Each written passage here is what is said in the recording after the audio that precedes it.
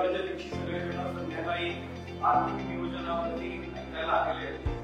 आपण तुम्हाला एक छान गोष्ट सांगायची इच्छा आहे, पण ही गोष्ट बऱ्यापैकी तुम्हाला सगळ्यांना माहिती आहे की राक्षस आणि देव या गोष्टी, या कल्पनेचा आपल्या मायथॉलॉजीमध्ये प्रचंड मोठ्या प्रमाणात वापर झालेला आहे. त्यातलीच सगळ्यात महत्त्वाची गोष्ट आहे ती म्हणजे राक्षस आणि देव यांचे सतत वाद चालू असतात. तर त्या वादामध्ये एकदा घडलं असं की आम्ही श्रेष्ठ कोण यावरती चर्चा करत असताना असं ठरलं की ऋषीमुनींनी परीक्षा घ्यायची ठरवली आणि देव आणि राक्षस या दोघांनाही एकत्र छानपैकी जेवायला बोलवायचं आमंत्रण दिलं. छान मस्त पदार्थ केलेले, आमरस, पुरी, भाजी, लाडू, सगळे छान पदार्थ व्यवस्थित होते आणि फक्त देवांची सोय आणि राक्षसांची सोय मात्र वेगळी केली होती.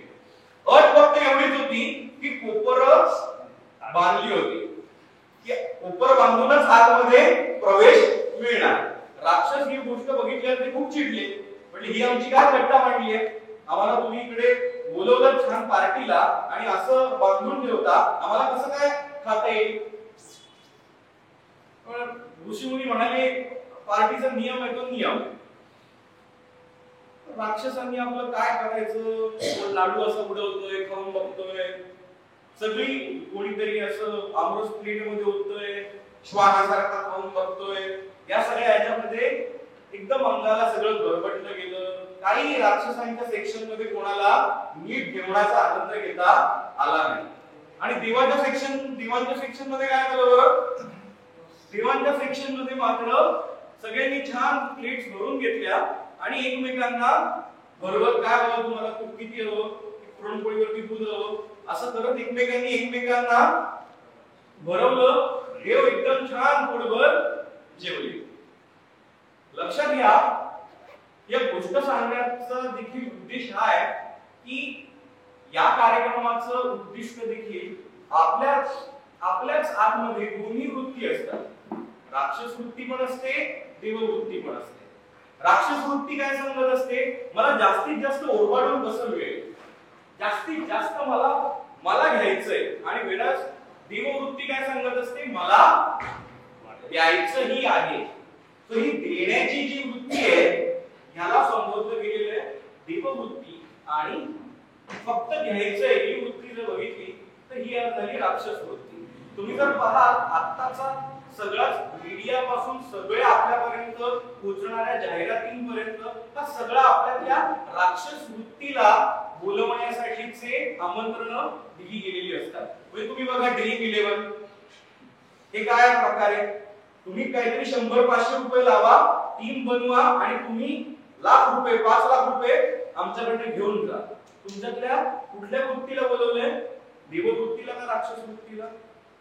तसंच काहीतरी अजून ते काहीतरी जंगली रमी आणि असे सगळे वेगवेगळे प्लॅटफॉर्म्स हे जे आज ज्या काही मोठ्या प्रमाणात IPL आणि या सगळ्या याच्यामधून ऍडव्हर्टाइज चाललेल्या आहेत, त्या ऍडव्हर्टाइज तुम्ही बघा, तुम्हाला प्रत्येक वेळेला ओरबाडून घेण्याचं आमंत्रण जास्त दिलं जातं. आणि लक्षात घ्या, श्रीमंत समृद्ध होण्याच्या प्रवासामध्ये आपण जितक्या देववृत्तींना आणणार आहोत तितकाच हा आपला प्रवास सुखाचा होणार आहे. जितक्या आपल्यामधल्या या राक्षस वृत्ती बाहेर येईल बघा आपलं अधपतन ठरलेलं आहे. नमस्कार, मी समीर दिघे. आर्थिक नियोजनाच्या या कार्यक्रमामध्ये तुम्हा सगळ्यांचं खूप खूप स्वागत करतो. जवळपास 650 कार्यक्रम आतापर्यंत आम्ही घेतलेले. अनेक महाराष्ट्र पोलीस, MIDC, RCF, बऱ्याच कंपन्यांसाठी प्रशिक्षण कार्यक्रम आतापर्यंत झाले. या फील्डकडे मी कसं आलो, तर माझं तर शिक्षण झालेलं आहे मानसशास्त्रामध्ये, माझं बेसिक ग्रॅज्युएशन पण सायकोलॉजी मध्ये, मास्टर सुद्धा सायकोलॉजी मध्ये. आता तुम्ही म्हणाल की आम्ही तर इन्व्हेस्टमेंट बद्दल ऐकायला आलोय, आम्ही एखाद्या मानसशास्त्रज्ञाला ऐकायला आलोच नाही. पण I am 3rd generation into investment business. माझ्या आजोबांपासूनचा आमचा मूळ व्यवसाय हा गुंतवणुका करणे हाच राहिलेला आहे. सो मी अशा आजोबांचा मुलगा आहे बघा, एक टीपीएस हा जो प्रकार आहे इन्व्हेस्टमेंटचा, टीपीएस हा इन्व्हेस्टमेंट बाबत टीपीएस ने डिक्लेअर केलेलं एक ऑब्झर्वेशन आहे की 70% आमच्याकडे जे पीपीएफ अकाउंट्स आहेत ना, ते तो जी व्यक्ती गुंतवणूक करतो ती आयुष्यात कधी वापरायलाच येत नाही. फक्त 30% लोक पीपीएफ अकाउंट जे हे आपल्या हयातीत वापरतात. मात्र 70% लोक जे हे पीपीएफ अकाउंट त्यांचे जे नॉमिनी आहेत हेच जाऊन क्लेम करतात, असं पीपीएफचं म्हणणं आहे. 2014 साली माझं एमबीए पूर्ण झालेलं होतं एचआर आणि इंडस्ट्रियल रिलेशन्स मध्ये, आणि त्यावेळेला अचानक ब्रेन स्ट्रोक आला आणि माझी आई वारली. आणि आई गेल्यानंतर वडिलांनी देखील या व्यवसायामधला पूर्ण इंटरेस्ट काढून घेतला. आता या 2 पिढ्यांनी हे सांभाळलेलं सगळं गणित होतं, हा व्यवसाय होता, तो हा देखील सांभाळणं, मला भाऊ नाही बहीण नाही, मला सांभाळणं भाग होतं. सो त्यामुळे मी अलिबागला आलो. माझे आई वडील त्यावेळेला अनेक वर्ष अलिबागला राहत होते, मी तोपर्यंत मुंबईत होतो. पण मी अलिबागला आलो. सीबीच्या एनआयएसएमच्या अनेक एक्झाम्स असतात, त्या सगळ्या एक्झाम्स दिल्या आणि त्या एक्झाम्स देत असताना इकडे सुएझ क्लब म्हणून एसपी होते त्यावेळेला. सो त्यांना मी जाऊन एक कल्पनेबद्दल सांगितलं की अशा प्रकारे आपण निवृत्ती नियोजनाचा कार्यक्रम घेतला तर, आणि ती संकल्पना त्यांना आवडली. अलिबागमध्ये मला पहिला कार्यक्रम घेता आला आणि हाच पहिला कार्यक्रम घेतल्यानंतर त्या कार्यक्रमाचा रिपोर्ट त्यांनी प्रवीण दीक्षितांना पाठवला आणि प्रवीण दीक्षितांनी सर्क्युलर काढलं आणि संपूर्ण महाराष्ट्रभर पुढची 1.5 वर्षातच मी 400 कार्यक्रम महाराष्ट्र पोलिसांसाठी आर्थिक नियोजनावर घेतले. अशा प्रकारे मला झाले असं की मी इन्व्हेस्टमेंट या फील्डला निवडलंच नाही, इन्व्हेस्टमेंट मॅनेजमेंट या फील्डनी मला निवडलं. सो आता अशा आजोबा आई वडिलांनी जे आर्थिक नियोजन करून ठेवले होतं, त्यामुळे माझे आर्थिक प्रश्न माझ्या 20व्या-22व्या वर्षीच पूर्ण सगळे प्लॅन झालेलेच होते. मग आता मला प्रश्न पडला हा की ज्या प्रकारे माझं आर्थिक नियोजन आणि हे आर्थिक संस्कार समृद्धतेचे मला मिळाले, तर ही गोष्ट आपण आणखी लोकांपर्यंत पोहोचवली पाहिजे. म्हणून आम्ही संवेदनची स्थापना केली आणि आज अनेक कार्यक्रमांमधून आम्ही ही अर्थ जागृती आपल्यापर्यंत पोहोचवतोय. त्याच उपक्रमाला तुम्ही देखील जमलेले आहात. सो पुढच्या 1-1.25 तासामध्ये आपण आर्थिक विषयांवरती बऱ्यापैकी इन डिटेल मध्ये चर्चा करणार आहोत. महिन्यातला सगळ्यात आनंदाचा दिवस कोणता बरं? खुशी है जमाना. आज 1 तारीख आहे. ज्यांचं रिटायरमेंट झालंय त्यांच्यासाठी पेन्शन, ज्यांचं सुरू आहे त्यांना पगार, किंवा जे कोणी व्यावसायिक आहेत त्यांना आजकाल तो एक मेसेज काय वाचतो तो 500 रुपीज रिसीव्ड ऑन, असा मेसेज असा ऐकून जरी आला तरी छान वाटतं की नाही. लक्षात घ्या, आपण आपल्या पैशाबद्दल प्रचंड भावनिक होतो. म्हणजे असं म्हटलं जातं की आपल्या परिकथांमध्ये कसा राक्षसाचा जीव हा पोपटात आहे आणि त्या पोपटाची मुंडी फिरगळल्याशिवाय काय राक्षस मरत नाही. तसा आजच्या माणसाचं झालेलं असं आहे की आपला पूर्ण जो जीव आहे तो आपल्या कमावलेल्या पैशात आहे. हे आपण मान्य केलं तर आपलं बऱ्यापैकी पुढचा प्रवास सोपा होतो. सो आता ह्या उत्पन्नाला जर समजा तुम्ही म्हणाला 31 तारीख, कोण म्हणाला 1 तारीख, पण समजा हायपोथेटिकल सिच्युएशन, समजा एक 10-15 दिवस लेट झाला तर आपल्याला काही जास्त पैसे मिळतात का? नाही, मला 1 लाख मिळणार होते, एक 15 दिवस डिले झाला म्हणतात 200 रुपये ऍड करून येतात का? किंवा बरीच काही व्यावसायिक आहेत, त्या व्यावसायिक मंडळींचं तर वर्ष पेमेंट अडकतात. समजा एखाद वर्षानंतर मला एखादं पेमेंट येणार आहे तर मला त्याच्यात व्याज ऍड करून मिळतं का? शक्यता फार कमी आहे. आपण फारशी अपेक्षा पण करत नाही. मात्र अँथ्रोपोलॉजिकली मानववंशशास्त्रांनी ज्या वेळेला याचा अभ्यास केला त्याला जाणवलं की ज्या वेळेला वस्तू विनिमयाचं जग होतं, म्हणजे ज्या वेळेला मी तुमच्यासाठी काही काम केलंय, तुम्ही माझ्यासाठी काही काम केलंय, तर तुम्ही एकमेकांना वस्तू विनिमय करायचा. मी तांदूळ उत्पन्न करतोय, श्याम देशपांडे साहेब कांदे पिकवत आहेत, आम्ही एकमेकांना काय देऊ?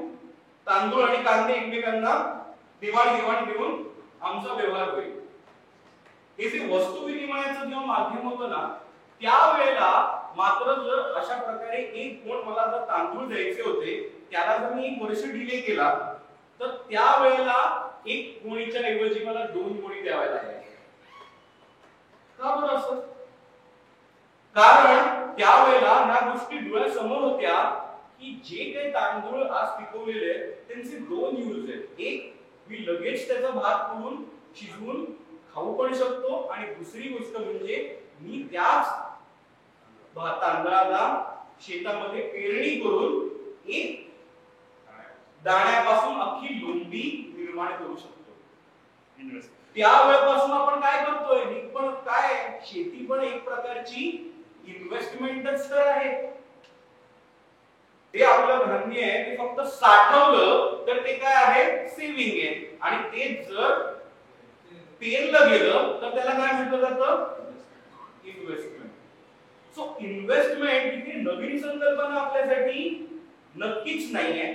फक्त गंमत अशी आहे की ज्या क्षणी आपण वस्तू विनिमयाच्या ऐवजी पैसा हे विनिमयाचं माध्यम म्हणून वापरायला लागलो. आता पैसा म्हणजे विनिमयाचं माध्यम वापरायला सुरुवात केली, पण या पैशाबद्दल आपलं शिक्षण कसं काही झालंच नाही. आपण डॉक्टर झालो, इंजिनियर झालो, वकील झालो, आर्किटेक्ट झालो, कलाकार झालो, या पैशाचं बाबतचं शिक्षण आपलं न झाल्यामुळे काय पुढे गमती जमती होत जातात. तर आपल्याला लक्षातच येत नाही की इन्फ्लेशन नावाचा एक मोठा प्रकार आहे, ज्यामुळे महागाईमुळे या पैशाची किंमत काळाप्रमाणे बदलत जाते. म्हणजे आज माझ्या हातात जर 1 लाख रुपये कॅश असेल तर त्या कॅश मधनं मी काय जितक्या वस्तू आणि सेवा जाऊन विकत आणू शकतो त्याची मी यादी बनवली, आणि हेच सामान घ्यायला मी जर बरोबर 1 वर्षानंतर गेलो तर मला तेवढ्याच ते 1 लाखाच्या कॅश मध्ये विकत घेता येईल का? मला साधारण 7-8 हजार रुपये तरी जास्त मोजावे लागतील. आता ह्याला जर मी सेव्हिंग अकाउंट वर ठेवलं तर किती व्याजदर मिळतं? 3%. आणि जर आपण 30% टॅक्स स्लॅब मध्ये असेल तर 1%, तर तो पण गेला, म्हणजे राहिले किती? 2%. आणि गमतीचा मुद्दा म्हणजे जरी मी फिक्स डिपॉझिट केलं आणि 7.5% जरी मिळवले तरी सुद्धा मी 30%च्या टॅक्स स्लॅब मध्ये असल्यामुळे हातात प्रॅक्टिकली आले 4.5%. म्हणजे पैसे विकत घेण्याची क्षमता होती किती? 1,08,000 रुपयाची गोष्ट हवी आहे, आणि माझ्या हातात तर 1 लाख पोस्ट टॅक्स 5,000. म्हणजे क्वालिटेटिव्हली पैशाची माझी विकत घेण्याची क्षमता आहे ती घटते, पण मला लक्षात येत नाही कारण त्याचा साईज तर वाढते. 1 लाखाचे दिसतात माझ्याकडे 1,05,000 पोस्ट टॅक्स. पण 1 लाखापेक्षा 1,05,000 मोठे आहेत का? नक्कीच आहेत, पण विकत घेण्याच्या क्षमतेच्या तुलनेत. त्यामुळे सेव्हिंग कल्चर हे भारतीयांना सांगायची गरजच नाही. आपण सेव्हिंग करणारेच लोक आहोत. आपल्यातले फार असे रेअरेस्ट लोक आहेत जे महिन्याला लाख रुपये मिळतात आणि 1,20,000 खर्च करून येतात.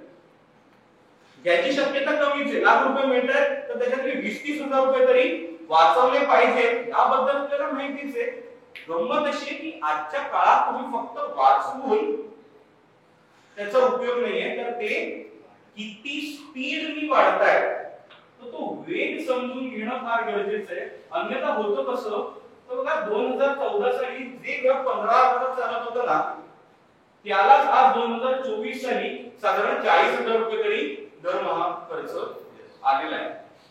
आणि तोच जर 10 वर्षांनंतर आपण 2034 साली करत असू तर आपल्याला साधारण 1 लाख लागणार आहे, आणि अजून 10 वर्षांनंतर म्हणजे 2044 साली आपल्याकडे 2.5 लाख रुपयाचा दर महिन्याचा खर्च असेल.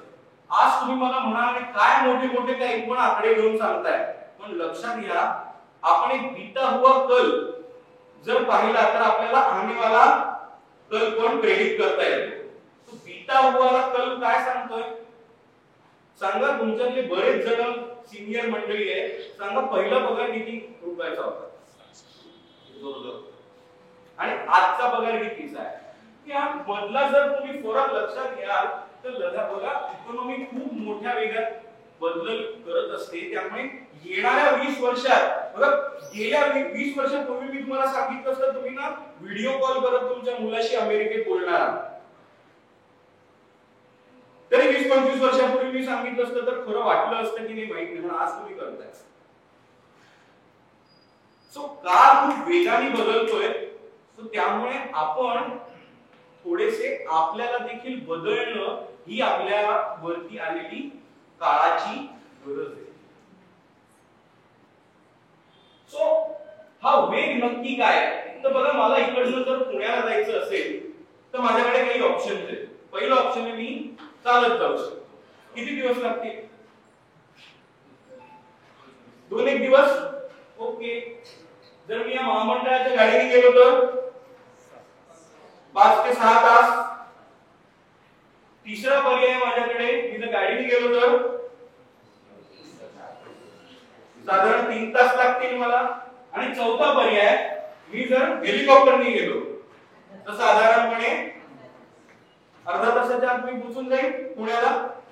आता या सगळ्याच्या स्पीड बद्दल तुम्हाला माहिती आहे, कारण का तुम्ही वाहन आणि त्याचा काय साधारण स्पीड येऊ शकतो याबद्दल आपल्याला कल्पना आहे. पण ह्याच वेगाला ज्याला आपण आर्थिक गणितीमध्ये बघतो त्यावेळेला मात्र आपण कन्फ्यूज होऊन जातो. कसं बघायचंय? माझ्याकडे ना खूप जण आता अलिबागमध्ये ऑफिस सुरू केलंय, 2 वर्ष झाली. सो त्यामुळे आता काय झालंय, खूप जण यायला लागले. मग ते मला सांगतात की 5 लाखात फ्लॅट घेतलेला अलिबागला, 20 वर्षामध्ये 5 लाखाचे 20 लाख झाले. 4 पट माझे पैसे वाढले. माझे पैसे किती भारी वेगाने वाढले. लक्षात घ्या, एक आर्थिक गणित मांडताना एक सोपा नियम आहे, रूल ऑफ 72. आपल्यातल्या काही जणांनी त्याचा ना माहिती पण असेल तरी तुम्हाला सांगतो. It is very interesting rule, की ज्यामध्ये किती वर्षामध्ये आपले पैसे दुप्पट होतात ह्याचा वेग कॅल्क्युलेट केला जातो. 5 लाखाचे 20 लाख 20 वर्षात, म्हणजे 10 वर्षात किती? 5 लाखाचे 10 लाख आणि 10 लाखाचे दुप्पट 20 लाख. सो साधारण 10 वर्षामध्ये दुप्पट होत आहे. ठीक आहे. मग आता 10 वर्षात जर दुप्पट होत आहे तर रूल ऑफ 72 एवढंच सांगतो की 72 ला 10 नी भाग द्या. 72 ला 10 नी भाग दिला तर जे गणित आहे साधारण 7.1 7.2 हे आपल्याला स्पीड दाखवतो. लक्षात आलं? जर हा 14 ते 15% वेग असता तर 5 लाखाचे 10 वर्षात किती झाले असते? बरोबर दुप्पट 20 लाख 40 लाख 10 वर्षातच झाले असते. लक्षात येते? हे स्पीड, या सगळ्या गोष्टींचा, पैशाचा वेग याबद्दल आपण कधी अभ्यासच केला नाही. आपण फक्त पैसे घेतो, पैसे वापरतो किंवा पैसे साठवतो. पण आर्थिक नियोजनाचं सगळं सूत्र हे तुम्ही तुमच्या पैशाचा वेग किती कॅल्क्युलेट करता यावरती. आता लक्षात घ्या, ज्यांचा 5 लाखाचा फ्लॅट घेऊन 20 लाखाचा झालाय त्यांना 7.2% मिळाले. म्हणजे 20 वर्षापूर्वी म्हणजे 2004 साली एफडीचा दर पण जवळपास 9-9.5% होता. मी काही केलं नसतं, एफडी जरी करून ठेवली असती तरी सुद्धा त्यापेक्षा जास्त रक्कम झाली असती. किंवा आम्ही 5 लाखात त्यावेळेला जितक्या वस्तू आणि सेवा जाऊन विकत घेऊन आलो असतो तेवढ्याच वस्तू आणि सेवांची जी लिस्ट आहे ती आज 20 वर्षानंतर मी बाहेर काढली आणि वापरायला गेलो तरी सुद्धा मला साधारण 20 लाख रुपयेच लागणार होते. मग मला सांगा, माझ्या पैशाची वाढ झाली का? माझ्या पैशाची क्वांटिटेटिव्ह वाढ झाली पण क्वालिटेटिव्ह वाढ झालीच नाही. मी ज्या स्थितीत होतो ते 5 लाखाची जी पर्चेसिंग पॉवर आहे तेवढीच आज देखील आहे. So we need to understand speed of inflation. आता दुसरा आणि गमतीचा मुद्दा म्हणजे व्याजाचा स्थिर. आपण जर फिक्स डिपॉझिट करत होतो, पूर्वीचा काळ खूप छान होता. मी जर हाच का एक 20 वर्षापूर्वी अलिबाग मध्ये कार्यक्रम घेतला असताना, तर मी सांगतो मोजून 5 ते 7 जण पण आले नसते. का? कारण आता फिक्स डिपॉझिट वरती 11-12% मिळताय, 7% एफडी चालली आहे. तुमचं कशाला ऐकायला येऊन रविवारी छान पिक्चरला जाऊ? आम्हाला ते सब्जेक्ट टू मार्केट रिस्क हे ते चिंता कशाला पाहिजे? सरळ 11-12% एफडी करून मिळतात. पण काळ जसा बदलत गेला तसं हे व्याजाचं गणित उतरत जात आहे. हे का उतरतंय बरं? लक्षात घ्या, अर्थव्यवस्थेमध्ये जसं पैशाचं प्रमाण वाढत जातं तसं तसं व्याजदर कमी होतो. जपानमध्ये काय झालं व्याजदर? मी जपानमध्ये 1 लाखाची एफडी केली तर वर्षभरानंतर मला 90,000च मिळते. आणि मोठी तिथं म्हणतात 1 लक्ष विकसित भारत. मग जर विकसित भारत होणार असेल तर व्याजाचा दर विकसित भारतात काय असेल? ऑब्वियसली कमी असणार आहे. तो 15 ते 20 वर्षानंतर ज्याला आपण विकसित देशात जगत असू त्याला फिक्स्ड डिपॉझिटचा दर तुम्हाला 3-3.5% दिसला तर आश्चर्य वाटायचं काहीच कारण नाहीये.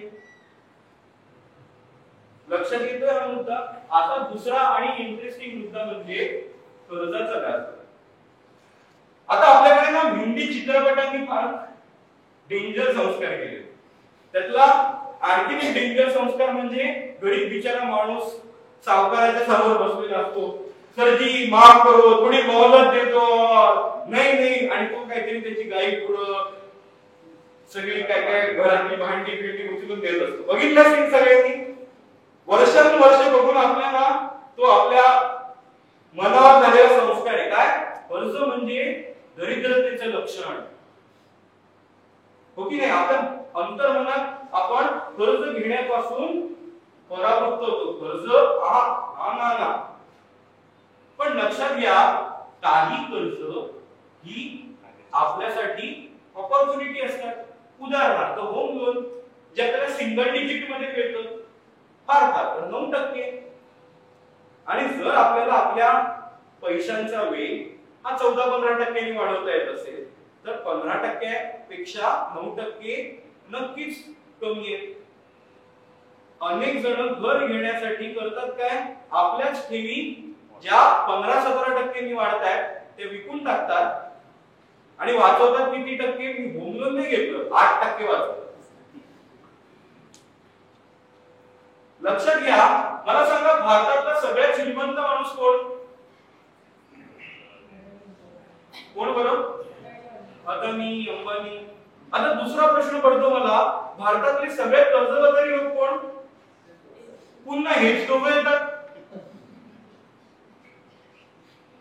ही काय भानगड आहे? लक्षात घ्या, त्यांना या सगळ्या वेगवेगळ्या वेगांना वापरता येतं. त्यांना माहिती आहे की मला 9% 1,000 कोटीचं लोन मिळणार आहे, जे मी वापरून 20% वाढवणार असेल तर मला 11% फायदा आहे. ह्याला व्यावसायिक गणित म्हटलं जातं. समृद्धतेचा मार्ग हा 4 या वेगवेगळ्या वेगांचा अभ्यासात आहे.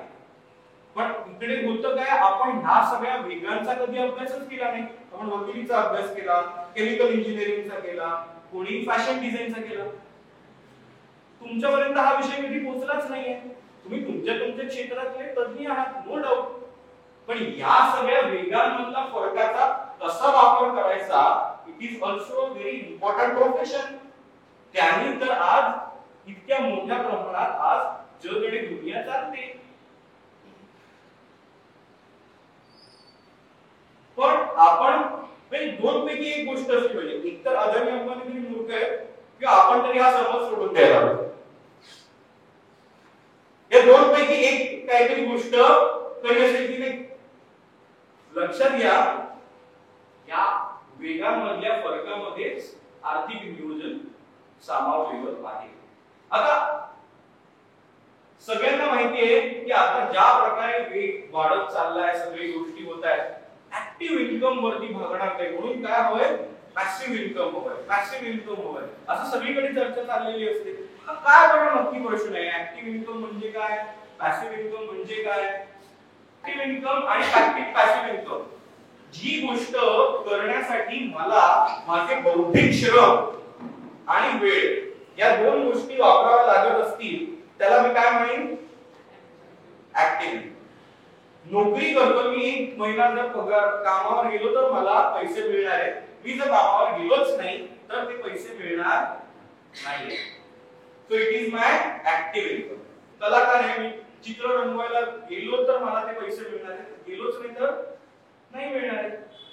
Active income. आता पॅसिव्ह इन्कम म्हणजे काय, तर जिथे माझे मेंटल रिसोर्सेस किंवा वेळ या दोन्ही गोष्टी न वापरता मला पैसे मिळत असतील त्याला काय म्हटलं जातं, पॅसिव्ह. माणूस समृद्ध हा ऍक्टिव्ह इन्कम ही नाही तर पॅसिव्ह इन्कम ही होतो. म्हणून म्हटलं होतं ना, उद्योजक झोपले तरी त्यांचे पैसे वाढतात. म्हणजे काय, अंबानींच्या घरी मोठ्या प्रमाणात लग्न होतं म्हणून काही रिफायनरी बंद नव्हती ना, रिफायनरी चालूच होती आणि व्यवसाय एका बाजूने चालूच होता.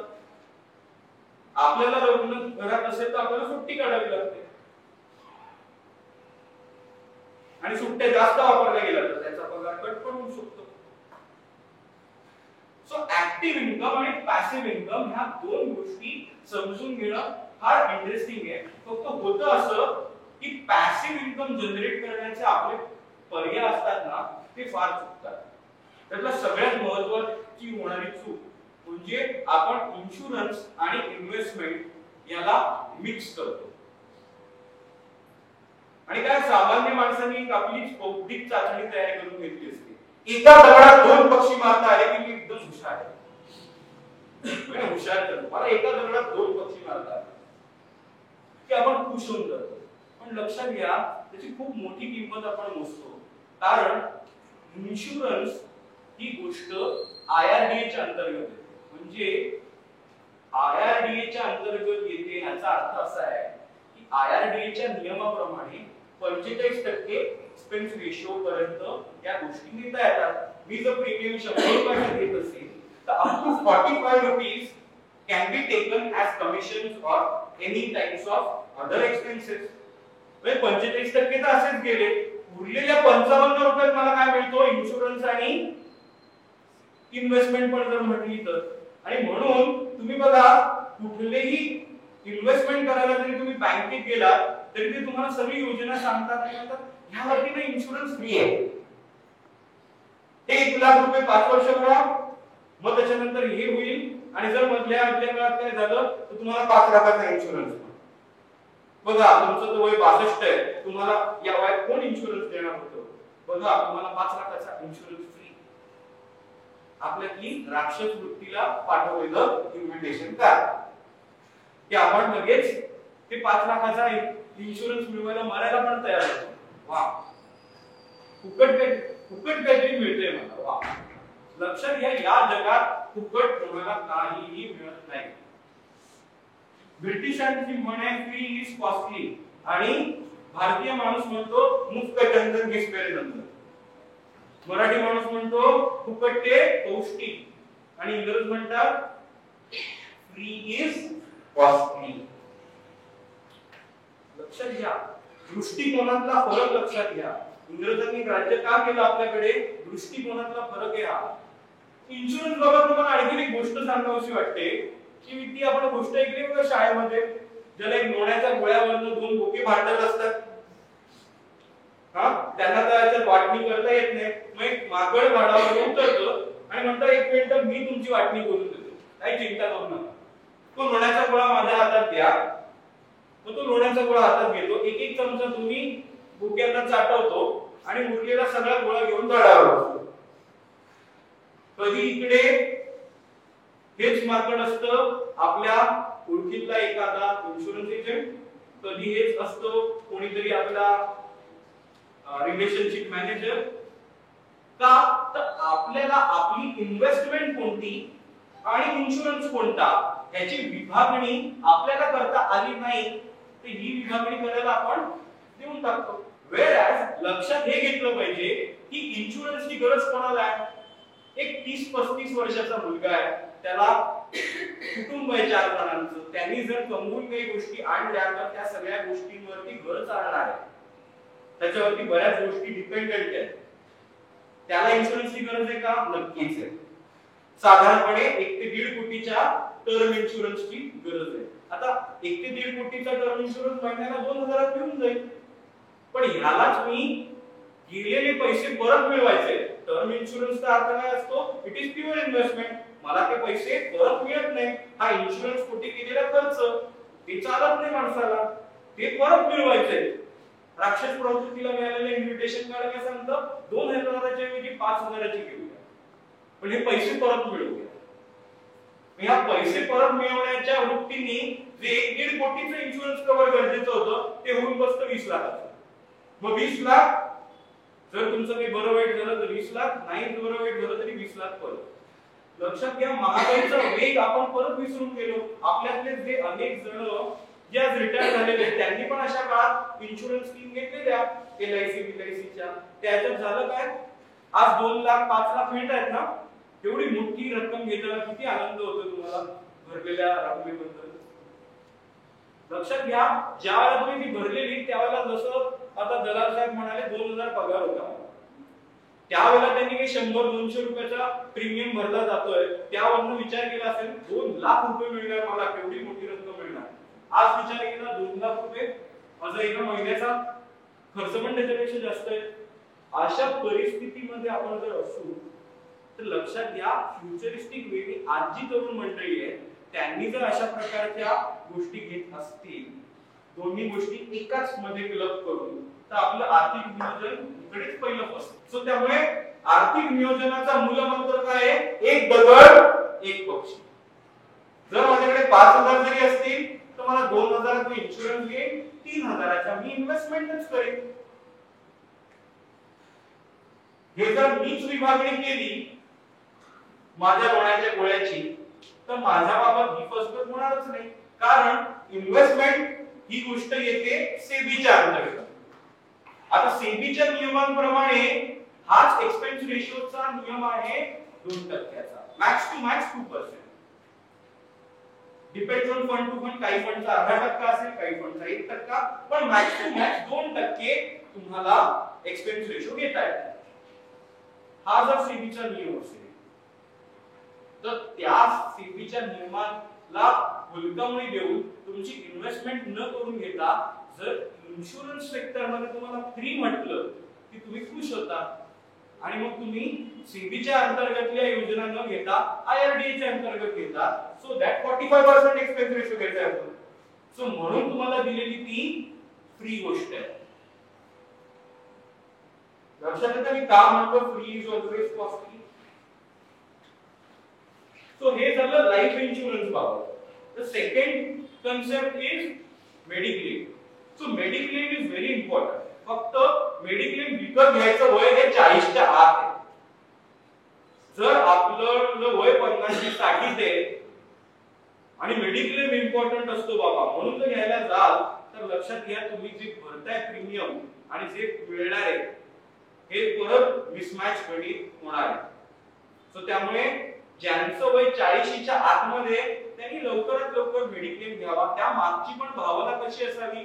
देववृत्तीचीच असावी की मी हे मेडिक्लेम काढतो म्हणजे काय, माझ्यासारखे लाखो लोक ही पॉलिसी घेणार आहेत आणि त्यामध्ये ज्यांना कोणाला आजारपण येईल त्यावेळेला हे पैसे वापरायला मिळणार आहेत. I am contributing that amount. हा माझा खर्च आहे, मी कॉन्ट्रीब्युशन पे करतोय. हे कॉन्ट्रीब्युशन मी पे केलं पाहिजे आणि छानपैकी जिम, योगा सगळ्या गोष्टी करत एक उद्दिष्ट ठरवलं पाहिजे की हे पैसे मी फुकट घालतो आणि हे फुकट घालवण्यासाठीच मी देतोय. हा विचार जर आपण केला तरच आपल्याला आरोग्य देखील छान मिळेल आणि एक ब्लड प्रेशरची गोळी कमी घ्यावी लागेल की बाबा चुकून आजारपण आलं, मोठा आजारपण आलं तर मी सांभाळून ठेवले बाबा 10-15 लाख रुपये, एक आजारपण आणि या सगळ्या गोष्टी पण सामान्य मध्यमवर्गीय माणूस हा एक आजारपण गरिबीपासून लांब असतो. सो म्हणून आपण एक लक्षात घेतलं पाहिजे की मेडिकल गोष्टींसाठी एकतर मेडिक्लेम, अदरवाईज आपलं वय ओलांडून गेलेलं असेल तर आपण एक मेडिकल बास्केट केलं पाहिजे आपल्या हेविंगचं. आणि एक कॉन्शियस डिसिजन घेऊन आपल्या मुलांशी देखील चर्चा केली पाहिजे की माझ्या आजारपणात किती रुपये माझ्यावरती खर्च व्हावा, ते पैसे कुठून वापरावे. ह्या बघा, आपण शिवाजी महाराजांचा महात्म्य गातो. लक्षात घ्या, शिवाजी महाराजांनी सगळ्या युद्धांची तयारी शांततेच्या काळात करून ठेवलेली. आले ना तर मोगल, चला चला तयारीला लागलो, असं होतं का? कधी ना कधी मोगल आक्रमण करणार आहेत, तर त्याची तयारी, त्याची प्रॅक्टिस आधीच होती.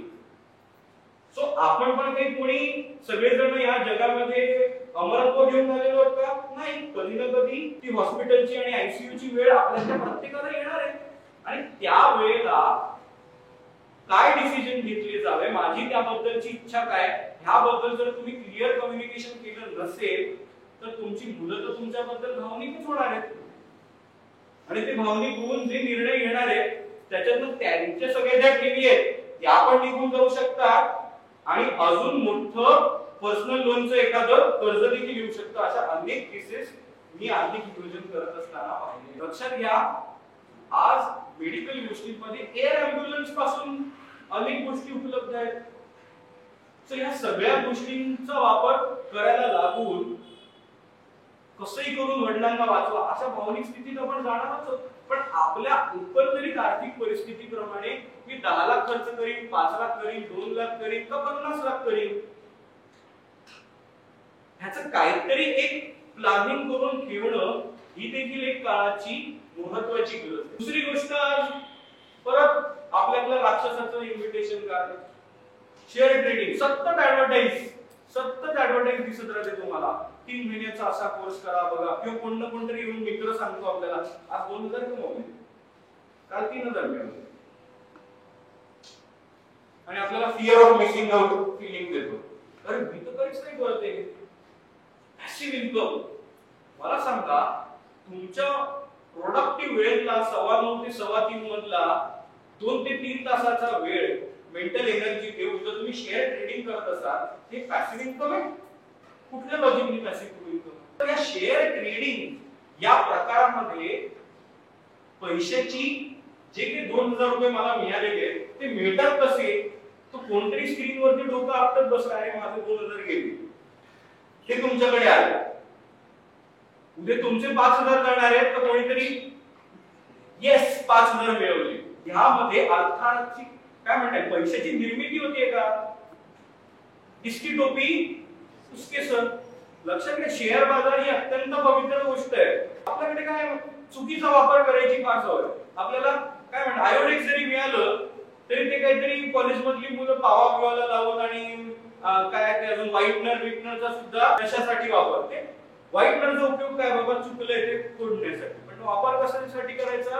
नशेसाठी. तर तसंच शेअर बाजाराचा नशेसाठीचा उपयोग म्हणजे शेअर ट्रेडिंग. अनेकांना हे माझं बोल्ड स्टेटमेंट वाटेल, पण लक्षात घ्या, परत सांगतोय, तिसरी पिढी आहे शेअर बाजारात इन्व्हेस्टमेंट करतोय.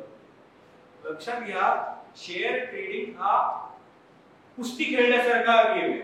जर आम्ही दोघांनी कुस्ती खेळत असतो तर कोणतरी एक जिंकणार आहे, कोणतरी एक हरणार. दोघेही जण जिंकणार कसं होईल का? नाही. सो शेअर ट्रेडिंग करत असताना ह्याच्या सगळ्या लाल पिवळ्या रेषांच्या पलीकडे तुमच्या बरोबर शेअर ट्रेडिंग करतात तर नक्की करतात कोण? आणि हे पैसे मिळतात ते येतात कुठून न? तर लक्षात घ्या, Barclays, JP Morgan, Morgan Stanley, bank of America, आता ही जे काही वित्तीय संस्थांची मी नावं घेतोय ना, त्या वित्तीय संस्था किती मोठ्या आहेत माहितीये? भारताची जे एसबीआय आपण मोठी संस्था मानली तर त्या एसबीआयच्या 8 10 पट मोठ्या वित्तीय संस्था आहेत. आता त्यांनी हे शेअर ट्रेडिंग, त्याला डेरिव्हेटिव्ह मार्केट म्हटलं जातं, हे का केलं जातं? हेजिंग करण्यासाठी. सो हे हेजिंग करण्यासाठी म्हणून ट्रेडर्स अपॉइंट केले असतील तर त्यांनी किती कोटी रुपयाचे पॅकेजेस देऊन जगातली सगळ्यात तीक्ष्ण मेंदू जे सगळे ऍक्च्युअल्स आणि फायनान्शियल कॅल्क्युलेशन्स आणि सगळ्या गोष्टींमधले अत्यंत निष्णात मेंदू असतील ते हे करण्यासाठी ठेवलेले असतील नाही का कामाला. त्यांच्या अगेन्स्ट आपल्याकडे इंजिनिअरिंग करून 5 वर्ष नोकरी केल्यावर 1,10,000वरती जो मुलगा काम करतोय त्याला 1,10,000 भागत नाहीये.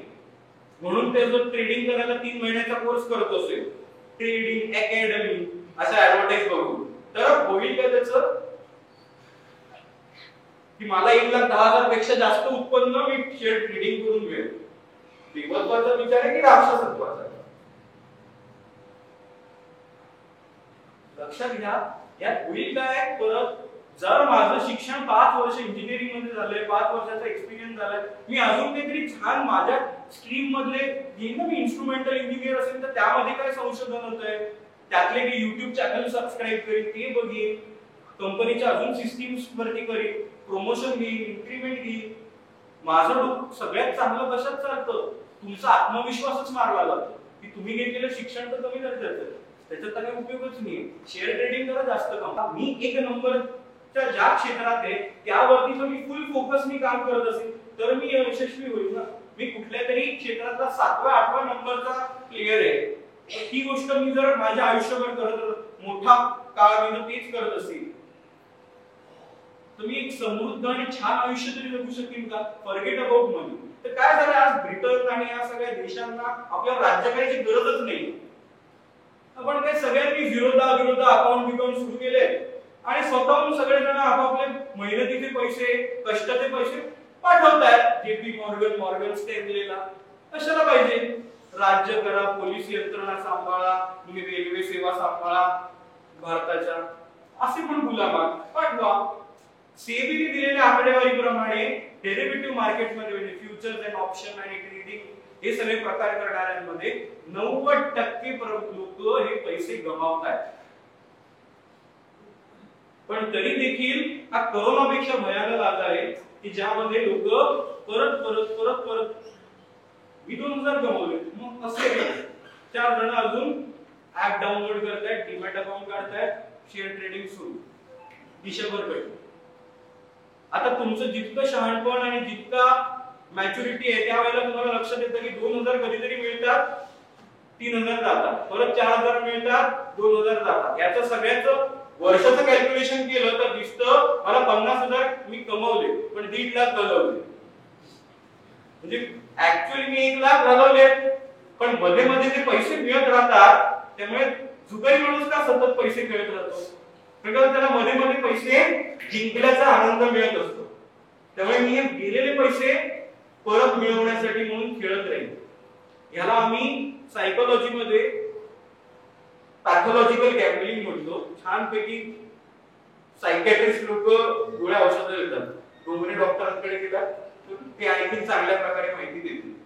आज काय होतंय, आपल्याला आपल्या घरामध्ये इतकं सुशिक्षित वातावरण जर नसेल आणि कोणीतरी आपल्या घरात स्क्रीन बिल लावून हे असे सगळे आकडेवारी आणि कॅल्क्युलेशन करत बसलं असेल तर आपल्याला वाटतं किती मोठं काम करतो. बापरे, he has become pathological gambler.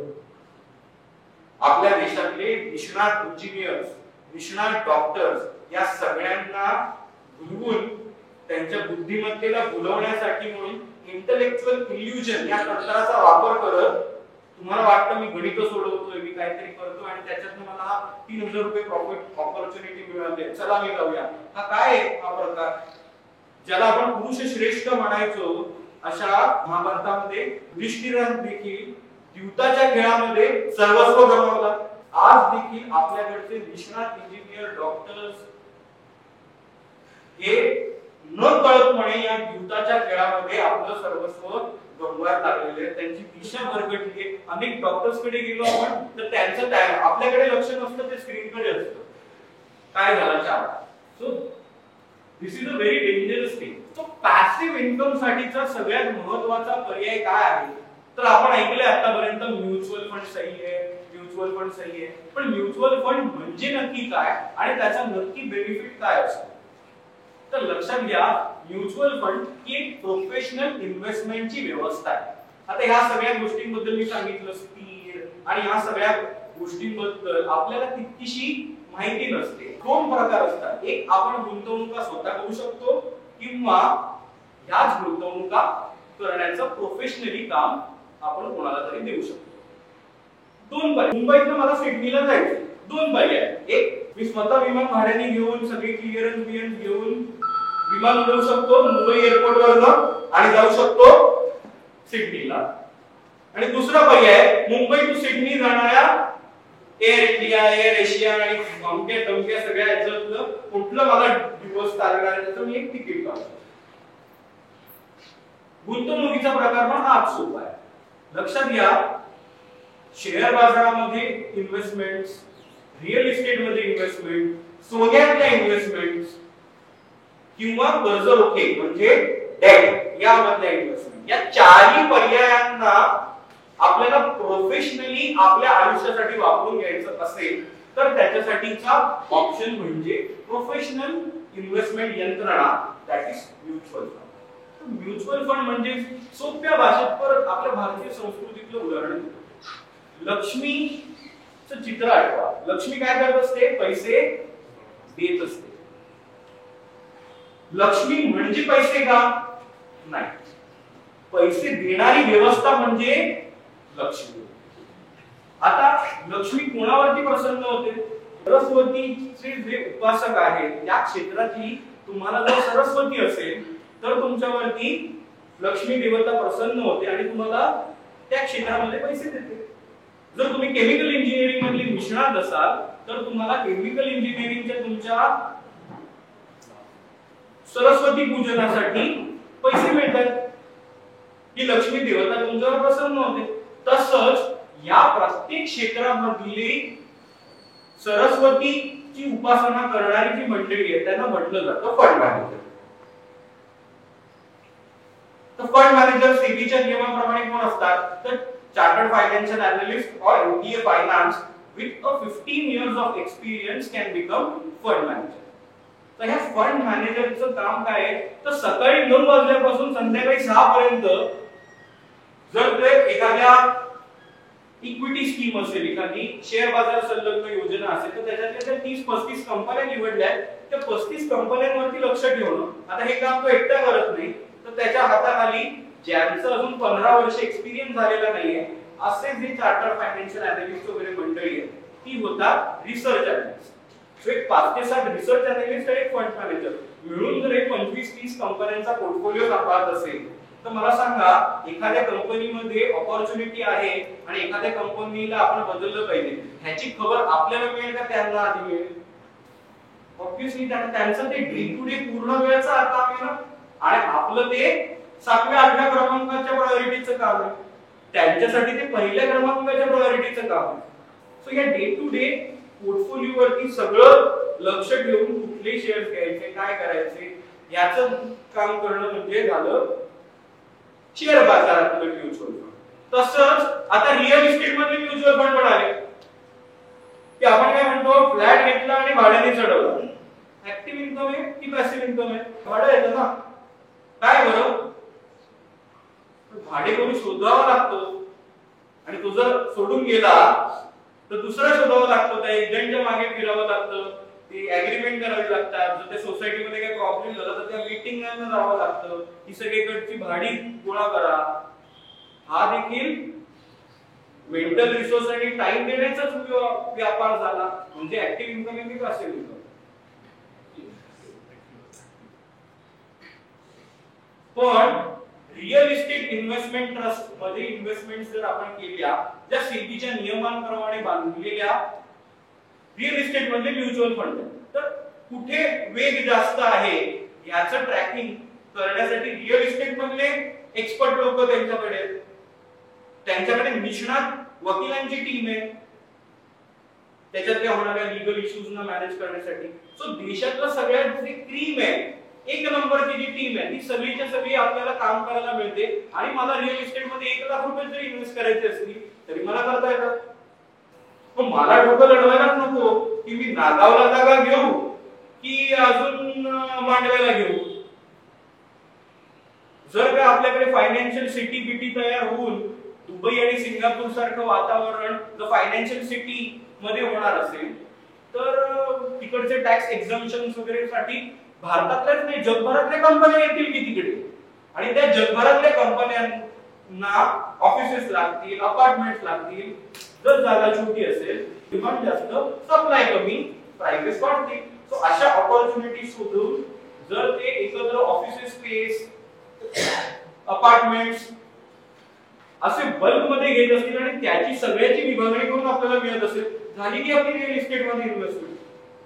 सोन्यामधली investment, तर सोन्यामधली इन्व्हेस्टमेंट जर मी माझ्या बायकोला बांगड्या करून दिल्या आणि माझ्या व्यवसायामध्ये अचानक इमर्जन्सी आली तर मी जाऊ शकतो का तिच्याकडे की चला बांगड्या काढा मला लागणार आहे आता, इज इट पॉसिबल? मग मी बायकोला करून दिलेल्या बांगड्या ती माझी गुंतवणूक आहे का, ती माझी इमोशन? लक्षात येतंय? आपण विकत घेतलेले दागिने ही इमोशन आहे. परत एका दगडात दोन पक्षी मारायचे नाही. सोन्याचा भाव 1 लाख जरी झाला तरी आपल्याकडे किती जण आहेत जे लगेच बांगड्या बिगड्या सगळ्या घरातल्या काढतील आणि विकायला जातील? आहे का कोणी? तुम्ही इन्व्हेस्टमेंट म्हणता येईल का? पण यालाच आपण ईटीएफ म्हणजे काय म्हणता येईल, गोल्डचे म्युच्युअल फंड, थोडक्यात सोप्या भाषेत. तसेच चांदीमध्ये इन्व्हेस्ट करणारे म्युच्युअल फंड, हे सगळे जण. मग त्यामध्ये मला ते सोनं सांभाळायची पण गरज नाही, त्याचं व्हॅल्युएशन काय होतंय, कमी होतंय, जास्त होतंय, मला चिंता करायची गरज नाही. त्याचं 1-1.5-2% मला व्याज पण मिळतं आणि जे काही गोल्ड किंवा सिल्वर मध्ये अप्रिसिएशन होईल ते सुद्धा माझ्या पदरात पडून मिळतं. सो जर माझ्याकडे 1 लाख असतील आणि मला दोन्ही गोष्टी करायच्या, मी 50,000चे दागिने करीन, 50,000 रुपये सोन्यामधल्या ईटीएफ सारख्या म्युच्युअल फंडांमध्ये, गोल्ड बॉन्ड्स मध्ये अशामध्ये इन्व्हेस्ट करेन. जी 50,000ची माझी इन्व्हेस्टमेंट जर 70,000ची झाली आणि मला व्यवसायात गरज आहे तर मला ती विकताना मी भावनिक होईल का? पण दागिना विकताना लक्षात येते किती क्लिअर फोकस घेणं प्रोफेशनली गरजेचं असतं तुमच्या आर्थिक गणित मांडताना. आणि ही सगळ्या गोष्टी प्रोफेशनली करता येतात. तर त्याच्यातला सगळ्यात महत्त्वाचा बेनिफिट इज टॅक्स बेनिफिट. तर त्यातला सगळ्यात गमतीचा भाग असा की आपण ज्यावेळेला 1 कोटी रुपयाची एफडी करून ठेवतो ना, लागेल मला कधीतरी,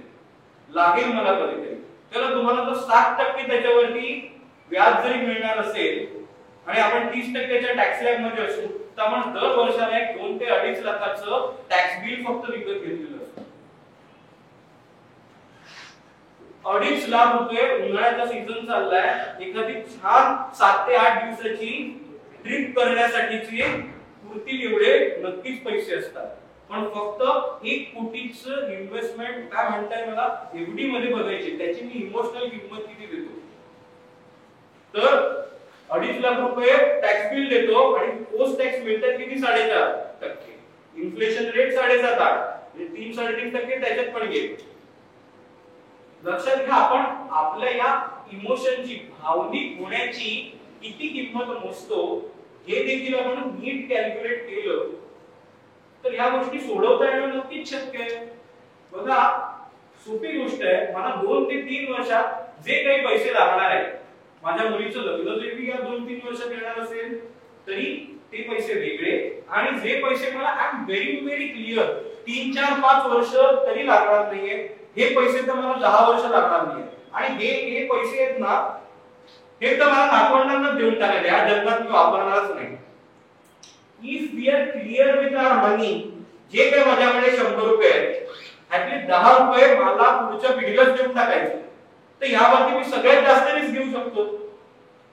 आज या वादामध्ये पडायचीच गरज नाही. मला लागणार का किती पैसे, माझा नातू आहे 1 वर्षाचा आहे, तो ज्याला 22 वर्षाचा होईल त्याला 20 वर्ष म्हणतात, म्हणजे 4 वेळा लोकसभेची निवडणूक होऊन जाईल. आणि इकॉनॉमी आज जी आहे त्याच्यापेक्षा काही पटीने वाढलेली असेल तर आजचं खालती वरती होणं डझंट मॅटर. लक्षात घ्या अशा प्रकारे आपण आपल्या पैशाबद्दल किती क्लिअर विजन मी पाहतो. पुन्हा महाभारताचं उदाहरण, सगळ्यांना द्रोणाचार्यांनी खालती जमवलं होतं झाडाच्या आणि सांगितलेलं काय दिसतंय झाडावर. भीमानी सांगितलं मला आंबे दिसतायत, कोणी सांगितलं मला पक्षी दिसतोय, पण अर्जुनच होता ज्यांनी सांगितलं मला पक्षाचा डोळा दिसतो.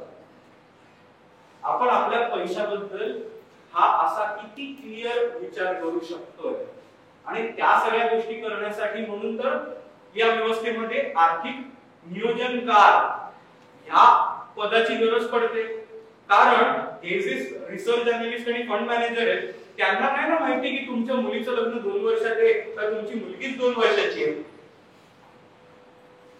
ते ओळखतात का तुम्हाला? नाही ओळखत.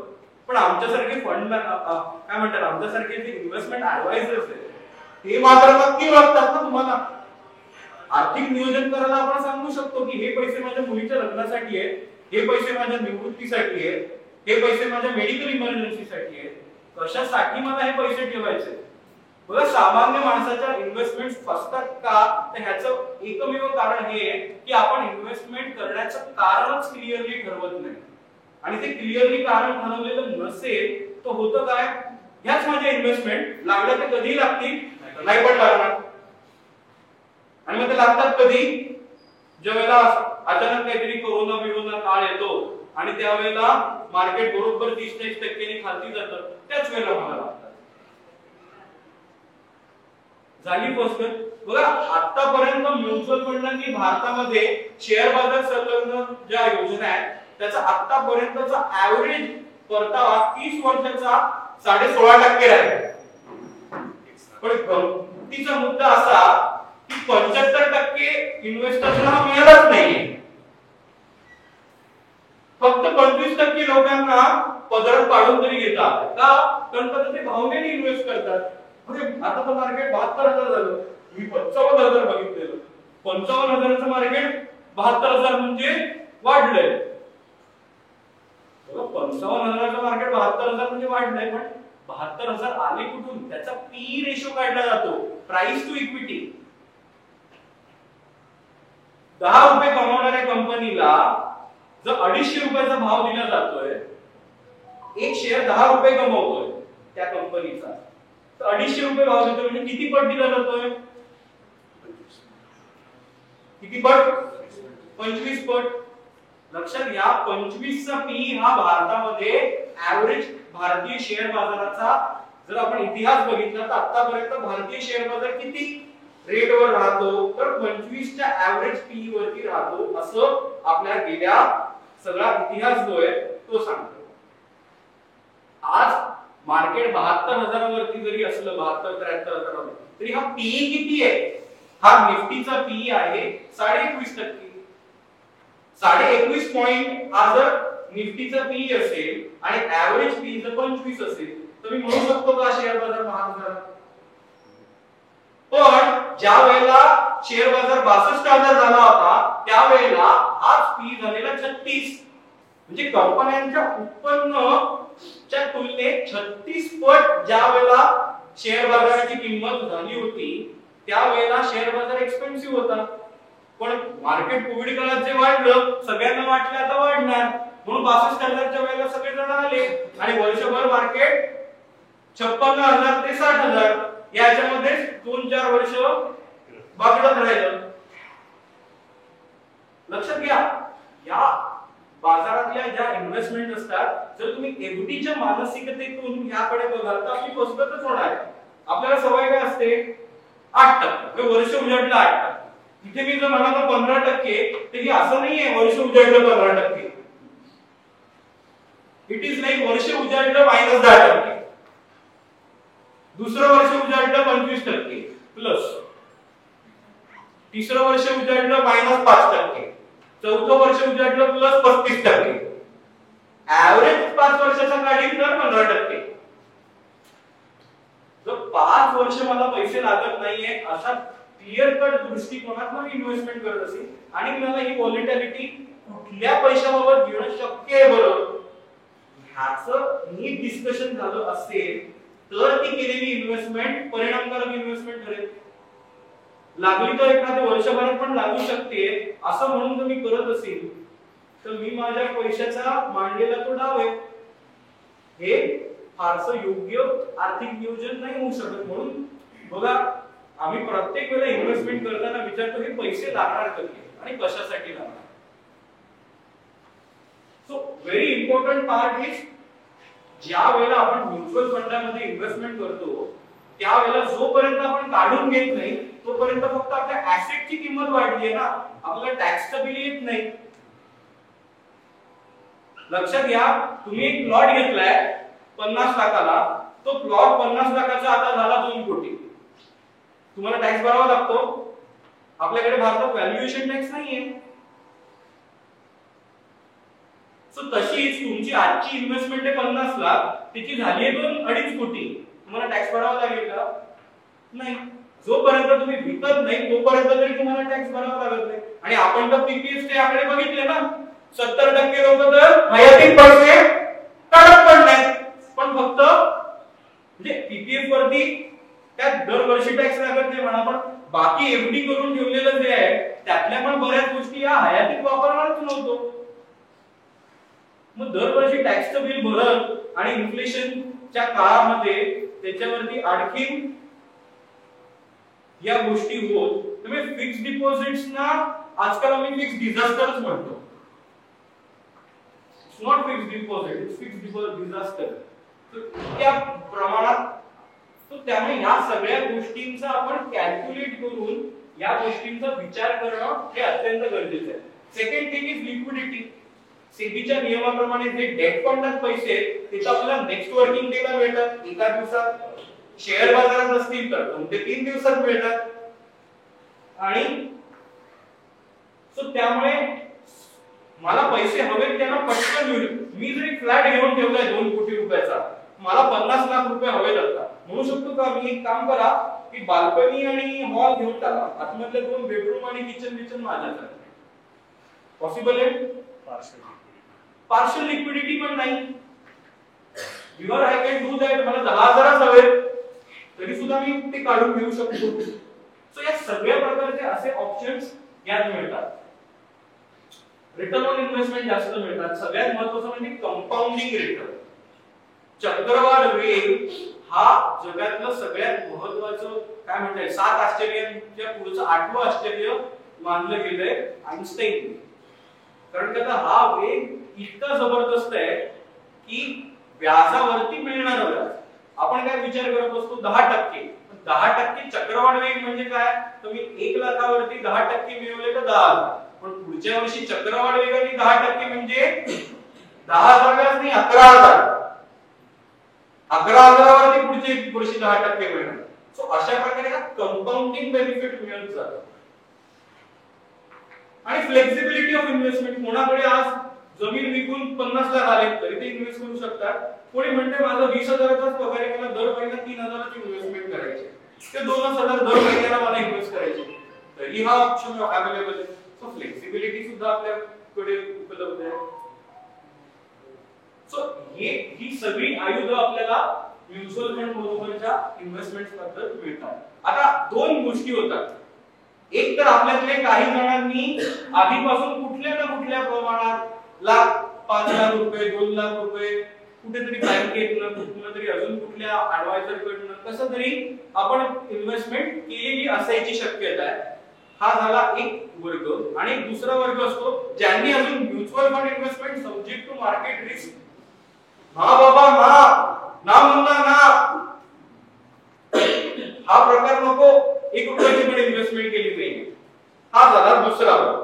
असे 2 वर्ग जनरली प्रोग्राम मध्ये असतात. सो जो दुसरा वर्ग आहे त्यांना मला सांगायचंय लक्षात घ्या, आयुष्यात कुठली रिस्क न घेणं ही आपण घेतलेली सगळ्यात मोठी रिस्क असते. जर मी काही रिस्क न घेता एफडी करत असेल तर आज माझी होईल 7.5-8%. पण ज्याला 4 वर्षांनी रिन्युअलला जाईल त्यावेळेला ती 5.5%ला पण दिसू शकते. पुढच्या रिन्युअलला ती मला 3%ला पण दिसू शकते. मी कुठलीच इन्व्हेस्टमेंट रिस्क नाही घेणार. लक्षात घ्या, महागाई एका बाजूनी वाढते, हे वाढू शकणार नाही. किती मोठी रिस्क आपण या स्पीड बाबत घेतो आपल्या पैशाच्या. सो मांजरीला कसं डोळे मिटून घेतले गच्च की मला काही दिसत नाहीये समोरचं तर मला दूध पिताना काही वाटत नाही. पण मला मी ठरवलंच आहे ना तुमचे डोळे फाडकन उघडायचे आणि तुम्हाला सगळं चित्र दाखवायचं, त्यावेळेला तुम्हाला लक्षात येईल. म्हणून आज ज्यांनी कधीच इन्व्हेस्टमेंट म्युच्युअल फंड मध्ये केली नाहीये असं म्हणतात never test the river with both your feets. दोन्ही पाय नदीत बुडवले पण किमान एक बोट तरी बुडवायला काय हरकत आहे? किमान ही व्यवस्था काय आहे ही कळवण्यासाठी तुम्ही दोन्ही पाय नका बुडवू पण किमान एक बोट तरी बुडवून ही व्यवस्था नक्की काय आहे हे चाचपून बघा. एक 2-3 वर्ष गेली की नंतर तुम्हाला ज्याला जाल आजचं 7.5% एवढी रिन्यू करायला त्याला तुम्हाला हे एक दुसरा पर्याय सुद्धा आपल्याकडे उपलब्ध असेल ज्याच्याने तुम्ही तुमच्या आयुष्याचं ही जी गाडी आहे त्या गाडीची दिशा नंतरच्या काळात का होईना बदलायला एक ऑप्शन उभा राहील. अदरवाइज मी 5 वर्षापूर्वी पण हा ऑप्शन कधीच घेतला नव्हता, आता पण मी कधीच घेतला नाही. तर आयत्या वेळेला मला अख्खीची अख्खी गाडी टर्न करायची आहे आणि या रस्त्यावर काढायची आहे, किती डिफिकल्ट डिसिजन होईल. सो हा झाला एक मुद्दा. आणि दुसरं ज्यांनी आतापर्यंत इन्व्हेस्टमेंट केलेले आहे तर लक्षात घ्या होतं काय बऱ्याचशा जणांच्या इन्व्हेस्टमेंट कशा असतात large cap, mid cap, small cap ऐकले असतील नावं. लक्षात घ्या दिस इज अ क्वांटिटेटिव्ह पर्स्पेक्टिव्ह म्हणजे संख्यात्मक गोष्टींनी तुलना. मग ही कंपनी साधारणपणे 10,000 कोटीच्या खालच्या कंपन्या म्हणजे स्मॉल कॅप. पण ती सिमेंट कंपनी आहे, आयटी कंपनी आहे, फार्मा कंपनी आहे, डझंट मॅटर 10,000च्या खालची कंपनी. लार्ज कॅप कंपनी देशातल्या पहिल्या 100 कंपन्या मोठ्या म्हणजे लार्ज कॅप कंपनी. मग ती कुठल्या सेक्टर मध्ये वगैरे काय हा झाला कुठला क्वालिटेटिव्ह पर्स्पेक्टिव्ह. इथे क्वालिटेटिव्ह पर्स्पेक्टिव्ह विचारात घेतला जातो का. सो त्यामुळे येत्या काळात आपल्या इन्व्हेस्टमेंट क्वांटिटेटिव्ह पर्स्पेक्टिव्हनी अडकून राहणं हे देखील आर्थिक नियोजनातला जो तो डोळा आहे ना पक्षाचा तो बघण्यामध्ये अडचण आहे. बिकॉज होतं असं की fund managers can not avoid Reliance industries, TCS, HUL, ITC या ज्या सगळ्या मोठ्या मोठ्या कंपन्या आहेत ह्यांना जर नाही घेतलं तर त्यांना पण एन्झायटी वाटते ह्या मोठ्या कंपन्या नाही घेतल्या. तर जे लोक इन्व्हेस्टमेंट करतात मल्टी कॅप मध्ये त्याच्यात पण लार्ज कॅप आला, लार्ज कॅप घेतला त्याच्यात पण या सगळ्या कंपन्या 5-5, 8-8% आल्या. सो अल्टिमेटली होतं काय आपली मेजर इन्व्हेस्टमेंट या 5-7 कंपन्यांमध्ये अडकून बसते. आणि ज्यावेळेला रिटर्न ऑन इन्व्हेस्टमेंट आपण कंपेअर करतो मला किती रिटर्न ऑन इन्व्हेस्टमेंट मिळालं त्यावेळेला आपण तुलना जर फिक्स्ड डिपॉझिट बरोबर करत असू तर आपल्याला नेहमीच ती गोष्ट जास्तच वाटणार आहे. बघा गल्लीतल्या वडापावची तुलना आपण जर एकदम प्रीमियम हॉटेल मधल्या वडापावशी केली आणि म्हणाल इकडचं फारच छान लागतोय बाबा तर ही बरोबरीची तुलना आहे का. जर या गल्लीमध्ये हे हॉटेल आहे तर आजूबाजूच्या गल्लीमध्ये दुसरं हॉटेल आहे आणि ह्याची तुलना होऊ शकते. किंवा 5 स्टार हॉटेलमध्ये आयटीसी ची तुलना ताज बरोबर होऊ शकते, हयात बरोबर होऊ शकते. आयटीसी ची तुलना आपल्या गावातल्या एखाद्या रेस्टॉरंट बरोबर होऊ शकेल का. रॅडिसनची तुलना आपल्यातल्या एखाद्या हॉटेल बरोबर करणं बरोबर आहे का. सो तसंच एफडीची तुलना तुम्ही म्युच्युअल फंडाबरोबर नका करू. म्युच्युअल फंडाची तुलना ही म्युच्युअल फंडातल्या रिटर्न्स बरोबर करणं ज्यांच्या ऑलरेडी इन्व्हेस्टमेंट्स आहेत त्यांनी करणं गरजेचं आहे. तर तुम्हाला लक्षात येईल की माझ्या इन्व्हेस्टमेंटचा परफॉर्मन्स कसा आहे. आणि त्यासाठी सगळ्यात महत्त्वाची गोष्ट ठरते ती म्हणजे इन्व्हेस्टमेंट ऍडवाइझरी की मी कधी कुठला सेक्टर मध्ये इन्व्हेस्टमेंट करतोय म्हणजे इकॉनॉमीची दिशा माझ्या आर्थिक आयुष्यात घडणाऱ्या गोष्टी त्यांची दिशा या गोष्टी मॅचअप करून देणं हे तुमच्या इन्व्हेस्टमेंट ऍडवायझरचं फायनान्शियल प्लॅनरचं मुख्य काम आहे. त्याला फक्त क्वांटिटेटिव्ह पर्स्पेक्टिव्हने large cap, mid cap, small cap असे फंड देऊन टाकलं आणि वर्ष त्याच्याकडे न बघणं हे इतकं सोपं नाहीये. याच्यामध्ये चांगल्या तुम्हाला रिटर्न ऑन इन्व्हेस्टमेंट घ्यायची असेल तर त्याला दर काही महिन्यांनंतर रिव्हिजिट करायला हवं.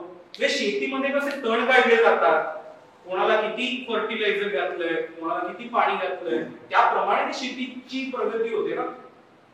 तसंच आपल्या पोर्टफोलिओचं देखील. So that is why I feel qualitative perspective is more important. कारण का आपल्या बघा आता तुम्ही गेली काही वर्षांचं आपलं बजेट बघा सगळ्यात जास्त मोठा खर्च कशावर होतोय. इन्फ्रास्ट्रक्चरवर.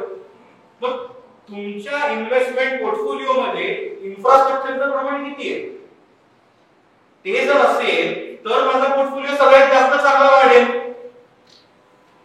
Because government is spending a lot on infrastructure. अख्ख्या दिसते आपल्या देशामध्ये मेट्रो बनणार आहे, सगळीकडे रस्ते बनतायत, हायवे बनतायत, विमानतळ बनतायत, पोर्ट बनतायत. सिमेंट लागणार आहे, स्टील लागणार आहे, हेवी इंजिनिअरिंग लागणार आहे आणि यासाठी गव्हर्नमेंटचे पैसे होतोय.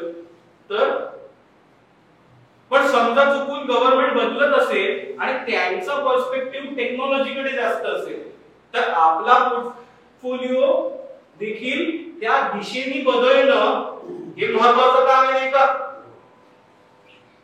सो गव्हर्नमेंटचा पर्स्पेक्टिव्ह कसा बदल. आणि वेअरॅज माझ्या मुलीचं लग्न येतंय आणि त्यासाठी ते पैसे मला बाजूला काढायचे, तिला म्हणायचं की मार्केट जरा खालती आहे, पुढच्या वर्षी करू. तो माझ्या आयुष्यात पण एक बदल घडताय, त्याप्रमाणे मी गुंतवणूक करून ठेवण्याचं ठिकाण बदलणार. सो साहजिकच मग म्युच्युअल फंडांमधली जे डेट फंड म्हटले जातात, गव्हर्नमेंट सिक्युरिटीज, ज्या मला 6-6.5% मिळतील पण 1 रुपया पण कमी होणार नाही आणि हवे त्याला माझ्या अकाउंट मध्ये येईल, अशाचा पर्याय मी घेऊ शकेन. क्लिअर विजन घेणं हे सगळ्यात महत्त्वाचा गाभा आहे. तर या सगळ्या अशा पर्स्पेक्टिव्हनी इन्व्हेस्टमेंट्स केली आपण तर महत्त्वाचं आहे. आता भारतामध्ये हे आपण सतत ऐकतोय 5 ट्रिलियन, पण म्हणजे नक्की काय?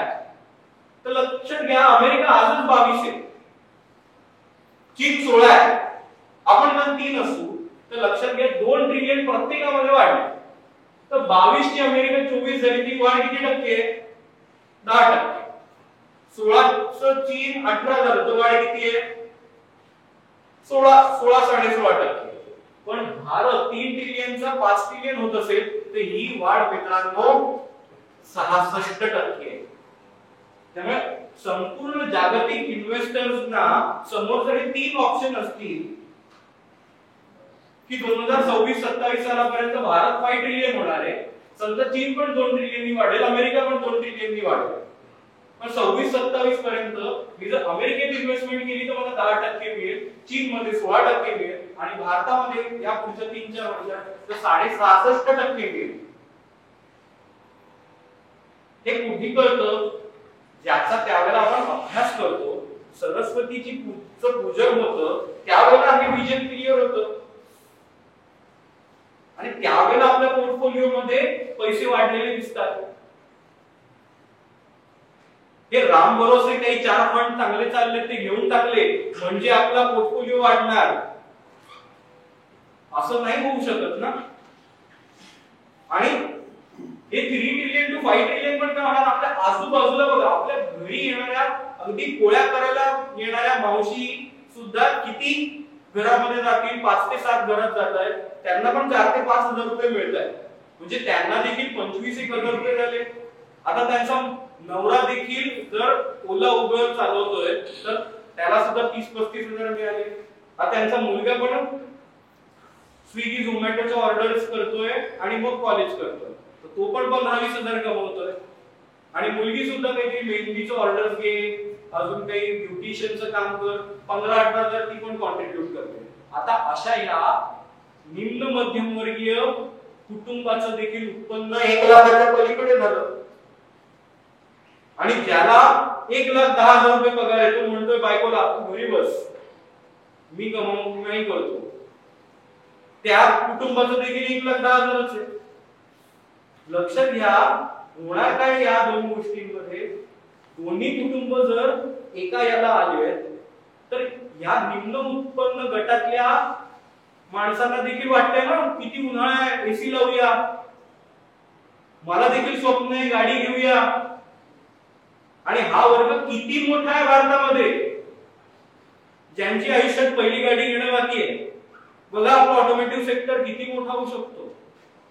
किती मोठ्या प्रमाणात लोक आहेत ज्यांच्या घरी अगदी एसी लागायचं बाकी आहे. किती मोठ्या प्रमाणात लोक आहेत. लक्षात घ्या, यांना ह्या सगळ्या चैनीच्या गोष्टी ज्या आहेत त्या खुणावतात पण त्यांना विकत घ्यायच्या आहेत. आणि त्यांचं उत्पन्न जर वेगाने वाढत असेल तर त्या गोष्टींपासून ते अलिप्त राहतील का? एक महत्वाचं लाईफ सायकल असतं ज्याला आपण कॉलेज मध्ये वगैरे किंवा असतो त्याला आपल्याला काय आवडत असते, सायकल तरी घ्यावी शाळेमध्ये वगैरे. ते शाळेत आपण कॉलेजमध्ये जातो त्यावेळेला आपल्याला वाटतं बाईक, नोकरीची सुरुवात झाली पहिली पटकन काय घेऊया, बाईक. आता बाईक काही वर्ष चालवल्यावरती काय वाटतं, कार घ्यावी. आणि कार काही वर्ष चालवल्यावरती म्हणजे किती वर्ष वेगळ्या चालवणार. आता काहीतरी 18-20 लाखाची एसयूव्ही घेऊया, मग ती 18-20 लाखाची गाडी घेतली जाते. आता ती घेतल्यानंतर होतं काय, पोट सुटतं आणि मग वाटतं काय आता परत आपण सायकल चालवली पाहिजे, फिटनेस मानव. मग आता माणूस जाऊन परत सायकल घेतो. पण मला सांगा त्यावेळेला जी सायकल घेतलेली 6-8 हजाराची तीच सायकल घेतो का?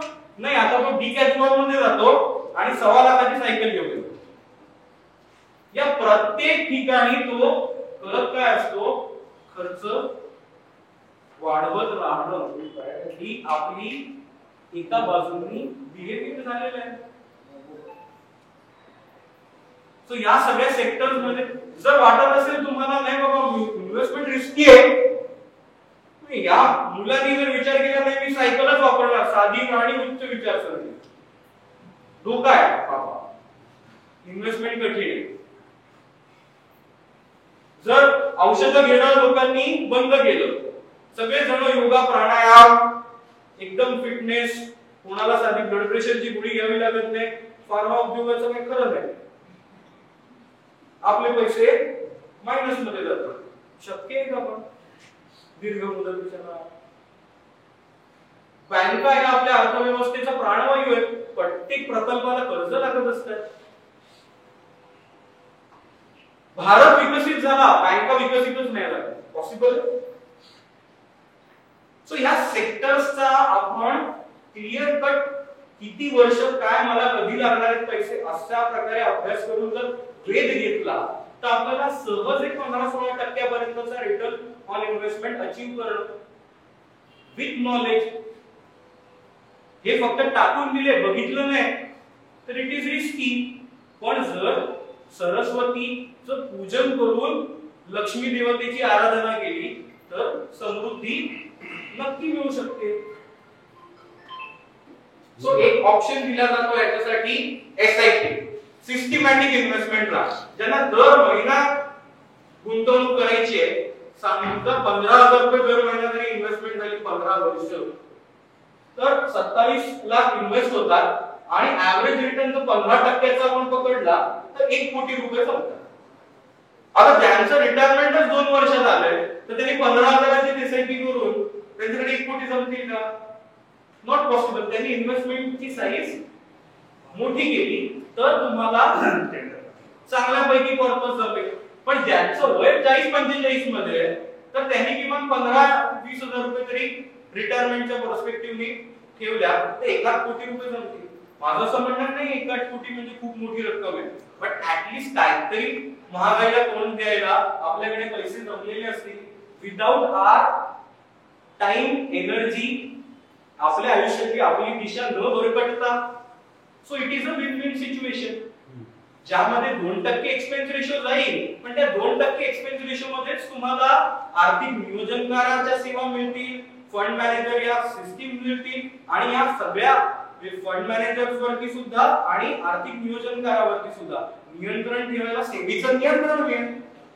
सो अशी वेल रेग्युलेटेड सिस्टीम मधनं एक्सपेन्स 2%चा झाला आणि तो होऊन सुद्धा मला 15% मिळत असतील तर हेच देवत्व आहे ना एकमेकांच्या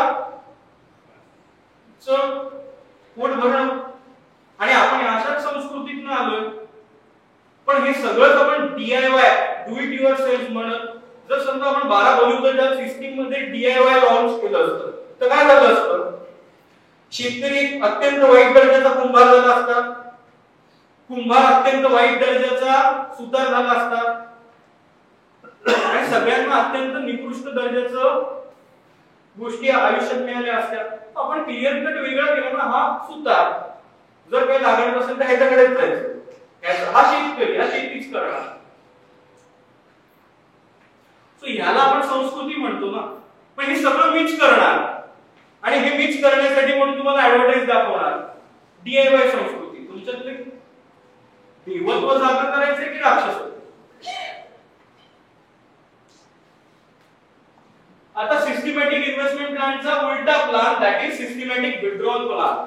very important for those who are retiring. Retired होणाऱ्या लोकांना पेन्शन ज्यांच्याकडे नाहीये त्यांना मिळवण्यासाठी म्हणून दर महिना जशी इन्व्हेस्टमेंट होणार होती इथे इन्व्हेस्टमेंट मधनं पैसे काढून घेणार. आणि हा जर स्पीड आपण 0.5% काढून ठेवायचा ठरवला तर वर्षभरात 6% आपण काढून घेतोय आणि ऍव्हरेज स्पीड 15%चा आपण जर राखू शकलो तर 9%नी पोर्टफोलिओ पण वाढणार आहे. म्हणजे आपल्याला शाळेत असताना ते गळत्या टाकीचं उदाहरण असायचं माहितीये.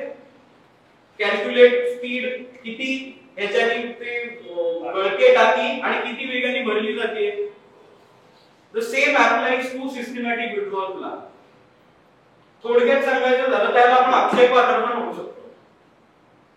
की मी 50 लाख इन्व्हेस्टमेंट केली आहे, 0.5% काढून घेतोय, 25,000 दर महिना काढून घेतोय. जशी त्याची रक्कम 70-80 लाख रुपये झाली आहे, मी 25,000च्या ऐवजी 40,000 काढून घेतोय. 0.5% ऑफ 80 lakhs.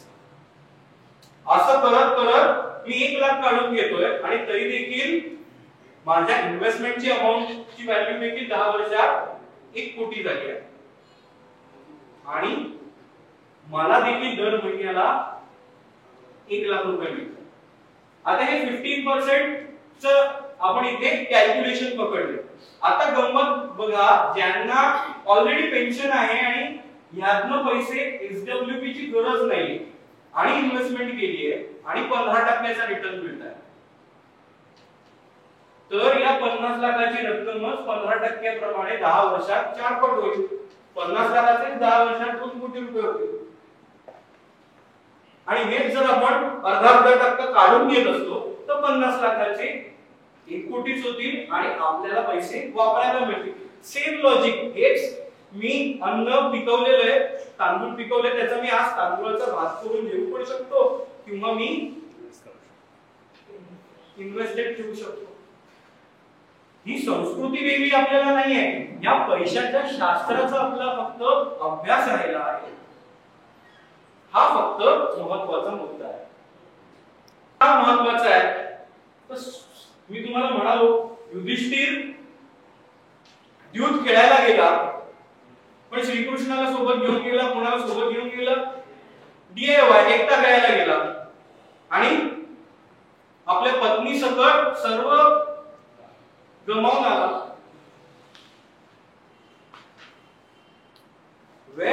ज्यावेळेला युद्धाची वेळ आली त्यावेळेला दुर्योधन आणि अर्जुन दोघेजण गेले मदत मागायला.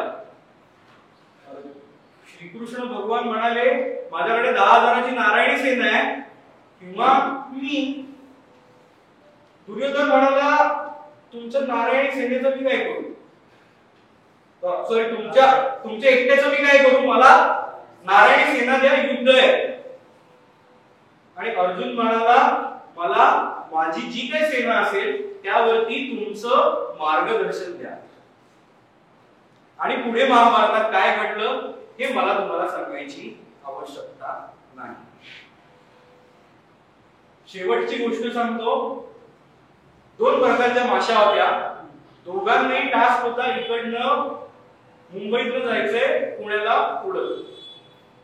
आता पुण्यात जायचंय, मुंबईतनं पुण्यात जायचंय, मला 2 ऑप्शन दिले. साधी माशी काय म्हणाली, मी उडायला घेते. कार्लेखिंड आली. कार्लेखिंडीच्या पलीकडे जसं पेड पर्यंत ती पोहोचली, तिथे सगळी तराण संपले, ती तिथेच कोसळली. अशी कोसळली की परत उठूच शकली नाही. पुन्हा तिला कधी दिसलंच नाही. दुसरी माशी होती, ती स्मार्ट माशी होती. तिला माहिती होतं की कुठून तर टॅक्सी सेवा चालते. ती जशी पुण्याचं कोणाला तरी भाडं आलंय, त्याच्या माशी, स्मार्ट माशी जाऊन त्याच्या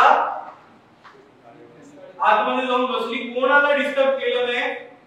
जसं पुन्हा आलं दरवाजा उघडला, बाहेर पडला.